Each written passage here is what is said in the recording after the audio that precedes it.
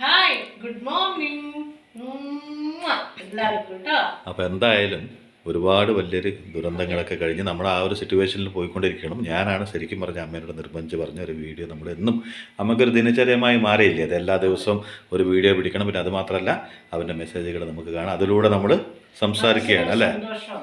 അപ്പോൾ അതൊരു സന്തോഷം. നമ്മുടെ ഈ ഒരു അസുഖവും കാര്യങ്ങളും എല്ലാത്തരം ഒരു പ്രസന്നസ്, അതൊന്ന് എന്തായാലും നമ്മളെല്ലാവരും ഭക്ഷണം വയ്ക്കുന്നുമുണ്ട്, കഴിക്കുന്നുമുണ്ട്. അതൊന്നും ആരും നിർത്തിയിട്ടൊന്നുമില്ല. നമുക്ക് എല്ലാവർക്കും ദുഃഖമുണ്ട്. എല്ലാ ചുറ്റുവട്ടങ്ങളും ഏതാണ്ട് ഇപ്പം അങ്ങനെ തന്നെയാണ്. ആ സിറ്റുവേഷനിൽ തന്നെ പോയിക്കൊണ്ടിരിക്കുകയാണെങ്കിലും പ്രതിരോധം ഒന്നുണ്ട്. നമ്മൾ ഒന്ന് കടന്ന് ഒന്നിലേക്ക് പോയേ പറ്റൂ. ജീവിതമാണ്, അത് മുന്നോട്ട് പോയേ പറ്റുമെന്നൊരു സത്യം കൂടി ഉണ്ട് അതിൽ അല്ലേ. അപ്പോൾ എന്തായാലും സംസാരിക്കുമ്പോൾ അമ്മ പറഞ്ഞു അതൊരു കശാലയിലൊന്നും ഇരുന്നില്ല, എനിക്ക് സംസാരിക്കാനൊന്നും പറ്റില്ല, അത് ഇത്തിരി ബുദ്ധിമുട്ട് പിടിച്ച കാര്യമാണ്. അപ്പോൾ എന്തായാലും വീട്ടിലെന്തായാലും പാചകമൊക്കെ ചെയ്യുമ്പോൾ അത് ചെയ്തുകൊണ്ട് എനിക്ക് അവരോട് സംസാരിക്കാം. അപ്പോൾ ഞാൻ പറഞ്ഞു ശരി. അപ്പോൾ കസേരയിലൊക്കെ ഇരുന്നിട്ട് ഇങ്ങനെ സംസാരിക്കില്ലേ, അതിന് എനിക്ക് അത്ര താല്പര്യം ഉണ്ടാവും. എന്നെ കൊണ്ട് അതിന് പറ്റുന്നില്ല. ഈ കുറച്ചൊക്കെ ഇവർ പറഞ്ഞിട്ട് ഞാൻ ചിലതൊക്കെ ചെയ്യുമ്പോൾ എൻ്റെ മനസ്സിനൊരു തൃപ്തിയില്ല. അത് എനിക്ക് ഈ അടുക്കളയിൽ നിന്നിട്ട് നിങ്ങളോട് എന്തെങ്കിലുമൊക്കെ പറയാം. അപ്പോൾ എന്തായാലും നമ്മൾ എന്തെങ്കിലും ചെയ്യുമല്ലോ അടുക്കളയിൽ, ആ ചെയ്തുകൊണ്ടിരിക്കുമ്പോൾ അതൊന്ന് കാണിക്കുകയും ചെയ്യാം. പിന്നെ എനിക്ക് പറയാൻ കുറച്ച് കാര്യങ്ങൾ എന്താ അറിയോ, നമ്മൾ ഈ ദുരന്തമൊക്കെ കണ്ടിട്ട് മനസ്സ് മരവിച്ചിരിക്കുന്ന അവസ്ഥയിലും ചെറിയൊരു എന്താ പറയുക, ഒരു സമാധാനം, ഒരു സന്തോഷം കിട്ടിയത് എന്താണെന്നറിയോ, ഇനിയും മനുഷ്യ മനസ്സുകളൊന്നും അവർക്ക് സ്നേഹം ഇല്ലാണ്ടായിട്ടില്ല എന്നുള്ളതാണ്. മനുഷ്യ മനസ്സുകൾ മരിച്ചിട്ടില്ല. എന്താ പറഞ്ഞാൽ അവരുടെ ഉള്ളിലെ ആ സ്നേഹം മുഴുവനായി നശിച്ചിട്ടേ ഇല്ല എന്നതിന് നിദർശനമാണ് വീണ്ടും നമ്മൾ ആ ദുരന്ത ഭൂമിയിൽ കണ്ടത്. കാരണം മതങ്ങളില്ല, ജാതിയില്ല, മതമില്ല, പണക്കാരനാണോ പണമില്ലാത്തവനാണോ, വർണ്ണക്കൊടികളില്ല, രാഷ്ട്രീയ ഭേദ വ്യത്യാസമില്ല. അതെ, രാഷ്ട്രീയ ഭേദ വ്യത്യാസങ്ങളാണല്ലോ ഒരുപാട് നടക്കുന്നത്. പക്ഷെ അവിടെ അതൊന്നും നമുക്ക് കാണാൻ കഴിയുന്നില്ല. എല്ലാവരും ഒരേപോലെ ഒരുമയോടെ നിന്നിട്ട് എല്ലാ കാര്യങ്ങളും ചെയ്യുന്നുണ്ട് അല്ലേ. അപ്പോൾ അതൊക്കെ കാണുമ്പോൾ ജനങ്ങളുടെ മനസ്സിൽ, മനുഷ്യരുടെ മനുഷ്യലുള്ള നന്മ ഒരിക്കലും നശിച്ചിട്ടില്ല. വലിയവരും ചെറിയെന്നുള്ള വ്യത്യാസമില്ല. അതുപോലെ ജാതി മതങ്ങളില്ല. ഞാൻ അതിൽപ്പെട്ടതാണ്, ഞാൻ ഇതിൽപ്പെട്ടതാണ് പറഞ്ഞു. മനുഷ്യന് ആപത്ത് സംഭവിച്ചു എന്ന് പറഞ്ഞിട്ട് ഓടി വന്നെത്തുന്ന മലയാളികളെ കണ്ടു. കാരണം അതുകൊണ്ട് പണ്ടൊരു പാട്ട് എഴുതിയിട്ടുണ്ടായിരുന്നല്ലോ, ഈ നമ്മുടെ പ്രളയവും കോവിഡൊക്കെ വന്ന ആ കാലഘട്ടത്ത് നന്മയായ കേരളം. അത് ആ പാട്ട് ചെന്നൈയിൽ റെക്കോർഡിങ് ചെയ്യുമ്പോൾ അതിനൊരു കഥയും കൂടി ഉണ്ട്. ശരിക്കും ആ പാട്ടൊരു പ്രചോദനമായി മറ്റുള്ള സ്റ്റേറ്റുകൾക്കും കൂടി. എന്താ പറഞ്ഞാൽ ഈ കേരളത്തെ കണ്ട് പഠിക്കണമെന്നൊരു ലോകം മുഴുവൻ അന്ന് പറഞ്ഞു. 2018 ആ കോവിഡ് സമയങ്ങളിലൊക്കെ യഥാർത്ഥമായിട്ട് 2018 വളരെയായിട്ട് കേരളത്തെ നോക്കിയിട്ട് പറഞ്ഞു ഭൂമിയിലൊരു സ്വർഗമുണ്ടെങ്കിൽ അത് കേരളമാണെന്ന് വീണ്ടും തെളിയിച്ചു എന്ന് പറഞ്ഞു. അത് തന്നെയാണ് ഇന്ന് വയനാട്ടിൽ സംഭവിച്ചല്ലോ. അവിടെ ഒന്നും ഓടിയെത്തിയവർ മുഴുവനും ബന്ധുക്കളൊന്നല്ല, കാരണം ബന്ധുക്കളെല്ലാം അതിൽ പെട്ടുപോയി. അപ്പോൾ അതിൽ എവിടെ നിന്നൊക്കെയോ വന്ന തൊട്ടടുത്ത സ്ഥലത്തുനിന്നും കുറേ ദൂരത്തു നിന്നൊക്കെ ഓടിയെത്ത ഒരുപാട് ആൾക്കാരുണ്ട്, മനുഷ്യ സ്നേഹികൾ. സങ്കടമൊക്കെ കാണുമ്പോൾ എവിടെയാണ് സ്നേഹം ഇല്ലാണ്ടായിരിക്കുന്നത് അല്ലേ, അതൊക്കെ കാണുമ്പോൾ. പിന്നെ എവിടെയാണ് കൊടികളുടെ വർണ്ണങ്ങൾ, രാഷ്ട്രീയ കൊടികളുടെ വർണ്ണങ്ങളും, ഞാൻ ആ പാർട്ടി, ഞാൻ ഈ പാർട്ടി എന്നൊക്കെ പറയുന്നത് അതൊന്നും അവിടെ കാണാതെ. പിന്നെ മാത്രമല്ല ഈ ലോകത്ത് ഒരു മതം എന്ന് പറയുന്നത് മനുഷ്യൻ്റെ നന്മയ്ക്ക് വേണ്ടിയിട്ടായിരുന്നു. ആ മതത്തിൽ കൊണ്ട് തിന്മയുണ്ടാക്കാൻ ശ്രമിച്ച് തിന്മയിലൂടെ ആൾക്കാരുടെ ബ്രെയിൻ വാഷ് ചെയ്ത് നടക്കുന്ന ആൾക്കാരൊക്കെ ഒരു നിമിഷത്തേക്ക് എല്ലാം മറന്ന് മനുഷ്യൻ മാത്രമായി മാറി. അല്ല, ഈ ദുരന്തം വരുമ്പോൾ മാത്രമല്ലാതെ എല്ലായ്പ്പോഴും അതുപോലെ ആണെങ്കിൽ നമ്മുടെ രാജ്യം സ്വർഗ്ഗമല്ലേ. തീർച്ചയായിട്ടും അതുകൂടി പറയണം. എന്താ പറഞ്ഞാൽ അത്രയും സുന്ദരമായ ഒരു കാഴ്ചയാണ്, നമുക്ക് കാണാൻ പറ്റാത്തതായിരുന്നു ആ ജനങ്ങളുടെ ഒത്തൊരുമ അല്ലേ. അതിനൊരു ദുരന്തത്തിന് വേണ്ടിയിട്ടാവരുത്, ഏത് സമയത്തും നമുക്ക് അങ്ങനെ ആയാലോ എന്ന് നമുക്ക് ആശിക്കാലോ. എന്താ പറയുക, ഒരു ദുരന്തം വരുമ്പോൾ മാത്രം നമ്മൾ അങ്ങനെ ആവാൻ പാടില്ല, അല്ലാത്ത സമയത്തും നമ്മൾ അങ്ങനെ ആവണം അല്ലേ. ദുരന്തത്തിന് വേണ്ടി കാത്തു നിൽക്കരുത്. അല്ലാത്ത സമയത്ത് ഈ സ്നേഹമൊക്കെ എല്ലാവർക്കും പങ്കിട്ട് ഈ ഒത്തൊരുമയൊക്കെ ഉണ്ടെങ്കിൽ ശരിക്കും പറഞ്ഞാൽ ദൈവത്തിൻ്റെ സ്വന്തം നാട് എന്ന് നമ്മുടെ കേരളത്തിന് പറയുന്നുണ്ടല്ലോ, അത് ശരിക്കും ദൈവത്തിൻ്റെ സ്വന്തം നാട് തന്നെയായി മാറും അല്ലേ. പിന്നെ നമ്മുടെ ജീവിതത്തിൽ ഏതാണ്ട് ദിവസങ്ങളിലൊക്കെ എല്ലാവരും ഒരു ഈഗോൻ്റെ പുറത്ത് മാത്രം ജീവിക്കുന്ന മനുഷ്യന്മാരാണ്. ഈഗോ വലിച്ചു കളഞ്ഞിട്ട് മനുഷ്യനാണ് അവിടെ കിടക്കുന്ന ഓടിയെത്ത ജനങ്ങളുണ്ടല്ലോ. പറയാം ഈ കുക്കിങ്ങിൻ്റെ ഒപ്പം. അപ്പോൾ സ്റ്റവ് കത്തിക്കും. എന്തിന് വളരെ അടുത്ത ബന്ധുക്കൾ പോലും കൂടപ്പറപ്പുകൾ പോലും ചെറിയ കാര്യത്തിന് പിണങ്ങി നിൽക്കുമ്പോൾ മനുഷ്യ നിൻ്റെ ജീവിതം ഇത്രയേ ഉള്ളൂ, ഒരു പ്രളയത്തിലോ ഒരു വെള്ളപ്പൊക്കത്തിലോ ഒരു മണ്ണിടിച്ചിലോ അല്ലെങ്കിൽ അതൊന്നും വേണ്ടല്ലോ, വെറുതെ ഒരു യാത്രയിലോ കഴിയാനുള്ളതാണുള്ളൂ എന്ന് വീണ്ടും സമയവും പ്രകൃതിയും നമ്മളെ ബോധ്യപ്പെടുത്തിക്കൊണ്ടിരിക്കുകയാണ് അല്ലേ. എന്തിനാണ് മനുഷ്യ നീ ഇത്ര അതെ, ഇത്രയും അഹങ്കാരം എന്തിനാണ് മനുഷ്യനെന്ന് വീണ്ടും വീണ്ടും സ്വന്തമായിട്ട് ഇവിടെ ഇല്ല എന്ന് വീണ്ടും വീണ്ടും പ്രകൃതിയും സമയവും ദൈവവും നമ്മളെ ബോധ്യപ്പെടുത്തിക്കൊണ്ടിരിക്കുകയാണ്. തെളിയിച്ചു തരികയാണ്. എന്നിട്ടും നമ്മൾ പഠിക്കുന്നില്ല. നമ്മുടേതാ ഒരു കാലഘട്ടം, ഒരു സമയത്ത് എല്ലാവർക്കും വേണ്ടി പ്രാർത്ഥിക്കുന്ന നേരം വരും. പിന്നെയും സാധാരണ ജീവിതത്തിലേക്ക് നമ്മൾ തിരിച്ചു പോകുമ്പോൾ വീണ്ടും നമ്മൾ ചിന്തിക്കുകയാണ്, വീണ്ടും പഴയ ഈഗോയിലേക്ക് തന്നെ പോവുക. അവൻ എൻ്റെ ആളല്ല, ഞാൻ ഇന്ന മതത്തിൽപ്പെട്ടതാണ്, അവനൊരു പടി ദൂരെ എടുത്തെന്ന് പറയുന്ന സമൂഹം ഇന്നും ജീവിച്ചിരിക്കേണ്ടി വരുമ്പോൾ ശരിക്കും വെറുപ്പാണ് തോന്നുന്നത്. ഇനിയെങ്കിലും അതൊക്കെ ഒന്ന് മാറ്റാൻ ശ്രമിക്കും. ഇതേപോലെ ഒരുമിച്ച് ഒത്തൊരുമയോടെ സ്നേഹിച്ച് ജാതി മതം വർണ്ണക്കൊടികളുടെ ഒരു വ്യത്യാസമില്ലാണ്ട് നിങ്ങൾ ഇതുപോലെ ജീവിച്ചാൽ നമ്മുടെ ദൈവത്തിൻ്റെ സ്വന്തം നാട് എന്ന് പറയുന്ന ഈ നാട് സ്വർഗമായിരിക്കും. നമ്മുടെ ജീവിതമൊക്കെ ഇതിനൊരു പാടാണ്. കാരണം നമ്മൾ ഇത് കണ്ടും പഠിച്ചില്ലെങ്കിൽ പിന്നെ മനുഷ്യ നിനക്ക് എന്താണ് പഠിക്കാനുള്ളതെന്ന് പറയാം അല്ലേ? ഓരോ ഗ്രന്ഥങ്ങളിലും പുസ്തകങ്ങളിലും കിട്ടാത്ത ഏറ്റവും വലിയ ഉത്തരമാണ് ദൈവം മനുഷ്യർക്ക് ഓരോ നിമിഷം കൊടുത്തുകൊണ്ടിരിക്കുന്നത് അല്ലേ? കട കിട്ടും. അപ്പൊ എന്താ ഉണ്ടാക്കാൻ പോണെന്നൊന്നും അമ്മ പറഞ്ഞില്ല. അപ്പൊ ഞാനിന്ന് ഉണ്ടാക്കാൻ പോണത് ഒരു കായ ഉപ്പേരിയാണ് കേട്ടോ. ഉപ്പേരിയോ മെഴുക്കുപുരട്ടിയോ അങ്ങനെ എന്തെങ്കിലും. അപ്പൊ ഞാൻ ഈ പറഞ്ഞതില് ശരിക്കും പറഞ്ഞിട്ടുണ്ടെങ്കിൽ ഇതൊന്നും ചെയ്യാനുള്ളൊരു മൂടുണ്ടായിട്ടല്ല. എന്നാലും നമുക്ക് ജീവിക്കണ്ടേ, മുന്നോട്ട് പോകണല്ലേ, എന്തെന്നെ നടന്നാലും അല്ലേ? നമ്മളെന്തായാലും കിച്ചണിൽ എന്തായാലും വെക്കേണ്ടൊന്നും ഇരിക്കില്ലല്ലോ, എല്ലാവരും വെക്കും, എല്ലാവരും കഴിക്കും അല്ലേ? അപ്പൊ അതിൻ്റെ ഒപ്പം സംസാരിക്കുമ്പോൾ നമ്മുടെ സംസാരിച്ച പോലെയായി ആ വീഡിയോ കാണിച്ചാൽ മതി. ഇടയ്ക്ക് എപ്പോഴെങ്കിലൊക്കെ ചെയ്താലും എൻ്റെ മനസ്സിന് അതൊരു തൃപ്തിയില്ല. അത് അമ്മേനെ ആരോ ഭീഷണിപ്പെടുത്തിയിരുത്തിയ പോലെയൊക്കെ തോന്നും വീഡിയോ കാണുന്നവർക്ക്.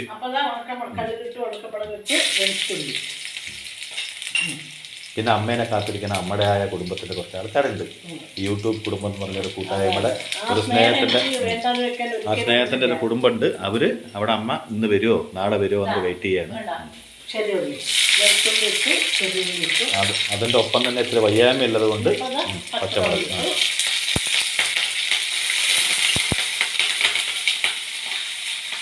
എന്താണെന്നറിയില്ല, ഈ പച്ചമുളകിൻ്റെ ആ ഇത് വന്നിട്ട് എൻ്റെ കണ്ണിലേക്ക് തന്നെ വീഴാൻ നോക്കിയപ്പോൾ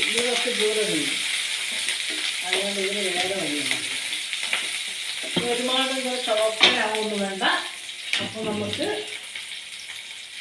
കായിട്ട് വെക്കാം. കായ അതേപോലെ വാങ്ങിക്കുന്നത് ഇത് ഇങ്ങനെയാണ് നല്ലത്. അപ്പോൾ ഞാനിങ്ങനെ വെക്കും.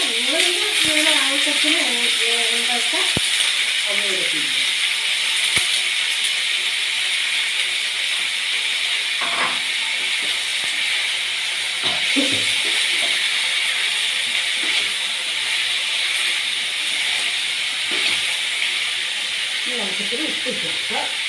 കായുപ്പേര് നമ്മൾ പല രീതിയിൽ കാണിച്ചിട്ടില്ലേ?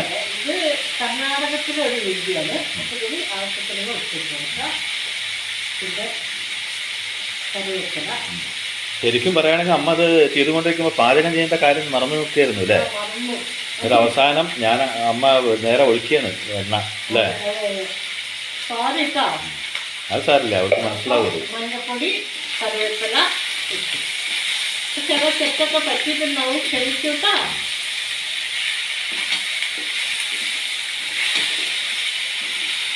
പക്ഷെ ഇതിലെന്താണ് ഒരു കാര്യം എന്ന് പറയുമ്പോൾ അമ്മയ്ക്ക് ഏതാണ്ട് എല്ലാ ദിവസവും ആ ഒരു ഞായറാഴ്ച ആയിരുന്നു അമ്മക്ക് ഒഴിവല്ലേ?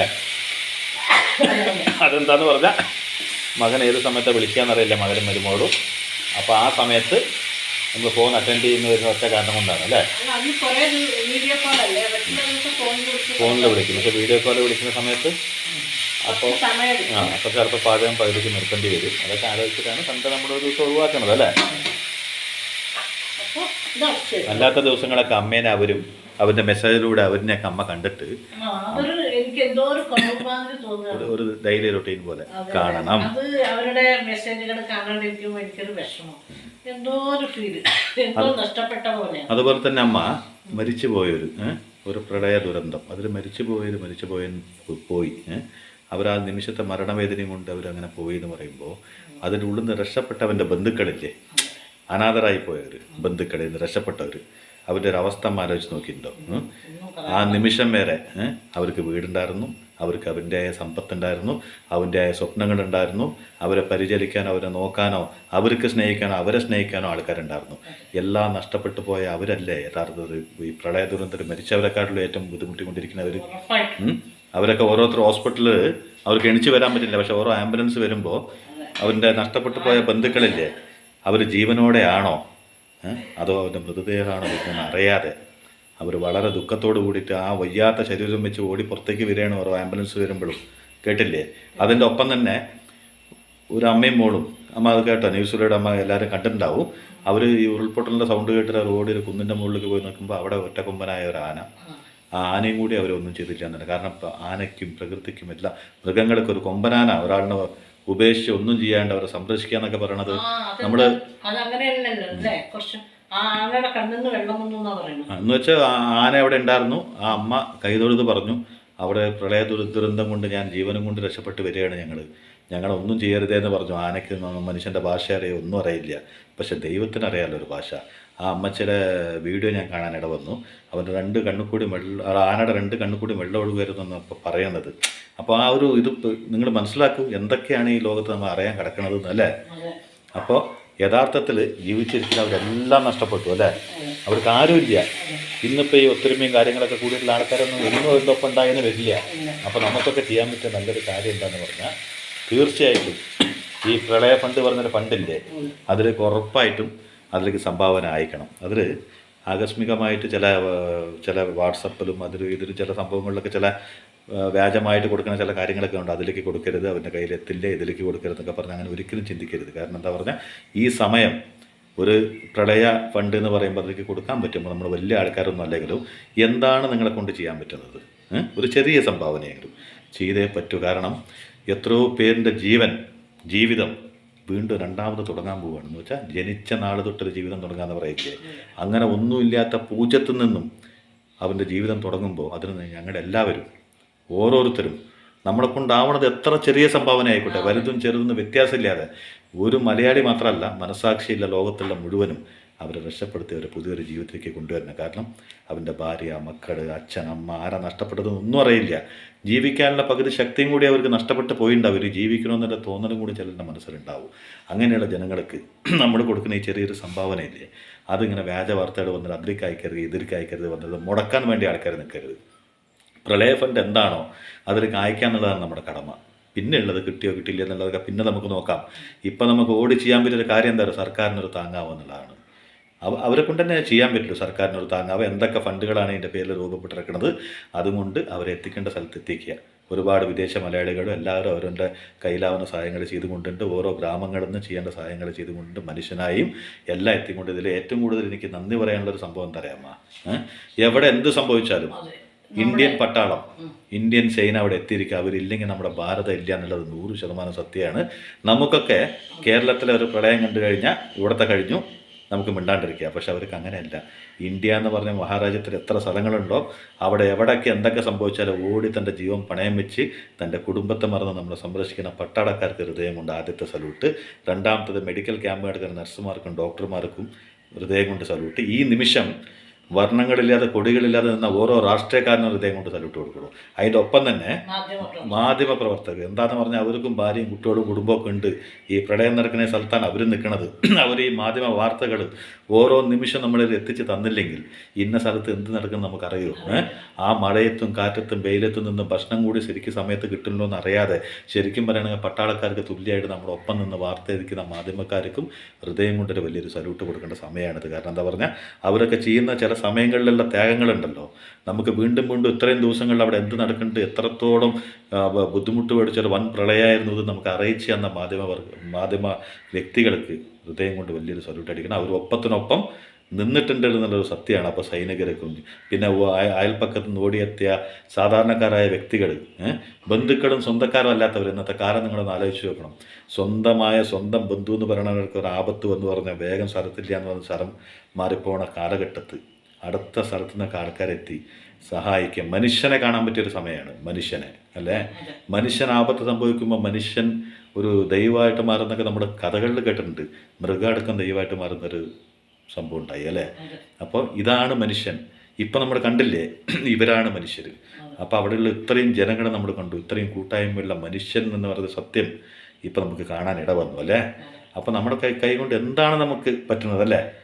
എല്ലാവരും കോടീശ്വരന്മാരോ ലക്ഷാധീശ്വരന്മാരോ ആയിട്ട് ആയിരക്കണക്കിനോ ലക്ഷക്കണക്കിനോ ഒന്നും കൊടുക്കാൻ പറ്റിയില്ലെങ്കിലും ഒരാൾക്ക് ഒരു രൂപയെങ്കിലും കൊടുക്കാൻ പറ്റും. അതില്ലാതെ നമ്മൾക്ക് കഷ്ടപ്പാടുകൾ തീരില്ലെങ്കിലും അതിൽ നമ്മൾക്ക് എന്താണോ ഉള്ളത് അതിൽ നിന്ന് ഒരു രൂപയെങ്കിലും നമുക്ക് കൊടുക്കാൻ കഴിഞ്ഞ എല്ലാവരും നമ്മുടെ ഈ ലോകത്ത് എത്രയോ പേരില്ലേ, അങ്ങനെ കൊടുക്കാൻ കഴിഞ്ഞാലും അതൊരു വലിയ സഹായം, ഒരു താങ്ങാവും അല്ലേ.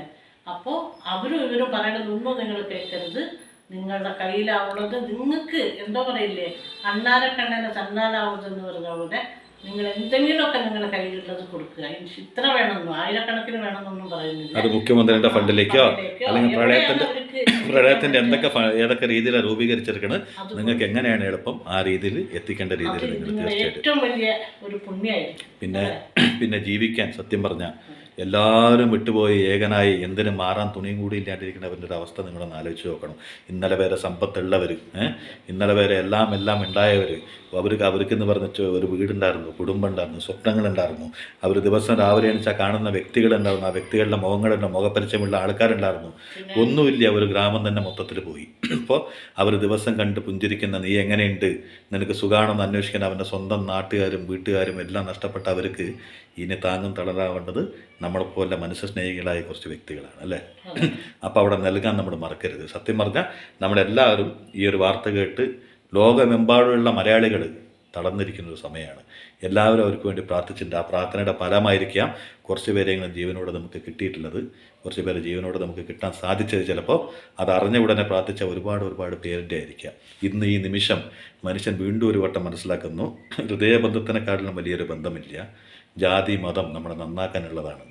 അല്ലാണ്ട് നമ്മൾ ഒരിക്കലും അതിന് മേലിൽ പോര് കളിക്കാനുള്ളതല്ല. നമ്മൾ അങ്ങോട്ട് വഴക്ക് പറയാനുള്ളതാണ്. ഓരോരുത്തർക്കും ഓരോ ജീവിത ശൈലികളുണ്ടാവും, അതിനെ നമ്മൾ വെറുക്കാനുള്ളതുമല്ല അല്ലേ. ഇവിടെ പച്ചക്കറി കഴിക്കുന്ന ആൾക്കാരുണ്ടാവും, മാംസം കഴിക്കുന്ന ആൾക്കാർ, എല്ലാം മനുഷ്യരാണെന്ന് ചിന്തിക്കണം. അവനെ എനിക്ക് പറ്റില്ല, അവൻ കുടിച്ച ഗ്ലാസ്സിൽ ഞാൻ വെള്ളം കുടിക്കില്ല, ഇങ്ങനെയൊന്നും പറയരുത്. ഈ പ്രളയം നമുക്ക് പിന്നെയും പഠിപ്പിച്ചു തരികയാണ്. മരണം ഒരുമിച്ച് കൊണ്ടുപോകാൻ എൻ്റെ പേരാണ് പ്രളയം അല്ലേ. അപ്പോൾ ഇത് ആയി നമ്മൾ പറയുന്നത്. പിന്നെ അതൊരു കാര്യം ഞാൻ പറയാൻ വിട്ടുപോയി, ചിലതൊക്കെ അങ്ങനെ എന്താ അറിയോ, നാളെ തൊട്ട് ശരിയാവും. ഒരു ഉണക്കമുളക്, ഉഴുന്നുപരിപ്പ്, കുറച്ച് ഉലുവ, പിന്നെ നിലക്കടല, അത് ഡ്രൈ റോസ്റ്റ് ചെയ്തിട്ട്, ഉണക്കമുളക്, ഉഴുന്നുപരിപ്പ്, കടലപ്പരിപ്പ്, ഒരു 2 മണി ഉലുവ കൂടുതലാവാൻ പാടില്ല, പിന്നെ നിലക്കടല. ഇത്രയും സാധനങ്ങൾ നമ്മൾ ഡ്രൈ റോസ്റ്റ് ചെയ്ത് പൊടിച്ചു വെക്കുക. നമ്മളൊരു ടിന്നിലാക്കി വെച്ചാൽ മതി. നമുക്ക് ഏതെങ്കിലുമൊക്കെ ഇതുപോലത്തെ എന്തെങ്കിലുമൊക്കെ ഏതിലും നമ്മുടെ ഈ കായ, ഉരുളക്കിഴങ്ങ് അങ്ങനെയുള്ള സാധനങ്ങളൊക്കെ വെക്കില്ലേ, അതിലൊക്കെ നമ്മൾ ലാസ്റ്റ് നമ്മളൊന്ന് തൂങ്ങി കൊടുത്താൽ അതിനൊരു പ്രത്യേക ടേസ്റ്റാണ്. അപ്പോൾ അത് നമ്മുടെ ആവശ്യത്തിന്, നമ്മളിപ്പോൾ പച്ചമുളകൊക്കെ ഇട്ടിട്ടുണ്ടല്ലോ, എരിവൊന്നും ഇതിന് കൂടുതലുണ്ടാവില്ല. പറഞ്ഞാൽ ഇതിൽ നിലക്കടലി, ഉഴുന്നുപരിപ്പും കടലപ്പരിപ്പും ഒക്കെ അല്ലേ. അപ്പോൾ അതിങ്ങനെ തൂരി കൊടുക്കുക, അത്ര ആവശ്യത്തിന് എടുക്കുക. അത് കുറച്ച് നിങ്ങൾ പൊടിച്ച് വെച്ചോളൂ. അപ്പോൾ ഇങ്ങനെയുള്ളതിലൊക്കെ അതിടുമ്പോൾ അതിനൊരു പ്രത്യേക സ്വാദായിരിക്കും. അപ്പോൾ ഇത് ഇത്രയേ ഉള്ളൂ, കണ്ടില്ലേ, ഇത് വെന്തു. ഇതൊരു സൈഡ് ഡിഷായിട്ട് എന്തെങ്കിലും ഒരു പരിപ്പ് കറിയോ അല്ലെങ്കിൽ ഒരു രസമോ എന്തിൻ്റെ കൂടെ ആണെങ്കിലും മോര് കറിയോ എന്തായാലും നമുക്ക് അതിൻ്റെ കൂടെ ഇത് ഇങ്ങനെ കഴിക്കാൻ പറ്റും. അപ്പോൾ ഇതൊന്നുകൂടി ഇങ്ങനെ ഒന്ന് ഡ്രൈ ആയാൽ മതി. അപ്പോൾ ഇതിട്ട് കൊടുക്കുക, ഇത്രയേ ഉള്ളൂ. ഇത് നല്ല ടേസ്റ്റ് ആയിരിക്കും. ഇതിപ്പോൾ കായം കൊണ്ടാണ്. നിങ്ങൾക്കിത് ഉരുളക്കിഴങ്ങ് കൊണ്ട് വെക്കാം, കൂർക്കയും കൊണ്ട് ഉണ്ടാക്കാം, ചേമ്പും കൊണ്ട് ഉണ്ടാക്കാം, ചേനയും കൊണ്ട് ഉണ്ടാക്കാം, അങ്ങനെ എല്ലാം കൊണ്ടും ഇത് ഉണ്ടാക്കാൻ പറ്റും. ഞാനിന്ന് ഈ പറയുന്നതിലൊക്കെ കുറച്ച് വ്യത്യാസം വന്നിട്ടുണ്ട്, സോറി, നിങ്ങൾ ക്ഷമിക്കുക കേട്ടോ. ഏതോ ഒരു മൈൻഡാണ് കഴിഞ്ഞത്. ഇത്രയേ ഉള്ളൂ, കണ്ടോ. ഇതിൽ വെള്ളമൊന്നും ഒഴിക്കണ്ടല്ലോ, അങ്ങനെയുള്ള ഇതിങ്ങനെ ഇത്രയേ. ഇത് നല്ല ടേസ്റ്റൊക്കെ തന്നെ കഴിക്കാം. അപ്പോൾ ഇത് കഴിഞ്ഞു. അപ്പോൾ ഇന്ന് ഈ കണ്ട ഒരു സൗഹൃദമല്ലേ, മനുഷ്യ സൗഹൃദം, അതെന്നെന്നും നമ്മുടെ നാട്ടിൽ നിലനിൽക്കട്ടെ. നമ്മുടെ നാട്ടിൽ നിന്നല്ല, മൊത്തം ഭാരതത്തിൽ തന്നെ നിലനിൽക്കട്ടെ എന്ന് നമ്മൾ പ്രാർത്ഥിക്കുന്നു. അതിനൊപ്പം തന്നെ ഈ മനുഷ്യന്മാർ അമ്മ പറഞ്ഞ പോലെ തന്നെ ഒരു പ്രളയം വരുമ്പോഴോ അങ്ങനെയൊന്നും അല്ല അങ്ങനെ മനുഷ്യന്മാരായി മാറേണ്ടത്. കാരണം സാധാരണ നമ്മുടെ ജീവിതം നടക്കുമ്പോഴും ഇങ്ങനെയുള്ള ഒരു മനസ്സ് മനുഷ്യർക്ക് ഉണ്ടായ, ശരിക്കും പറഞ്ഞാൽ പണ്ടിട്ട പേരില്ലേ, ഗാഡ്സ് ഓൺ കൺട്രി എന്ന്, ദൈവത്തിൻ്റെ സ്വന്തം നാടായി മാറും അല്ലേ.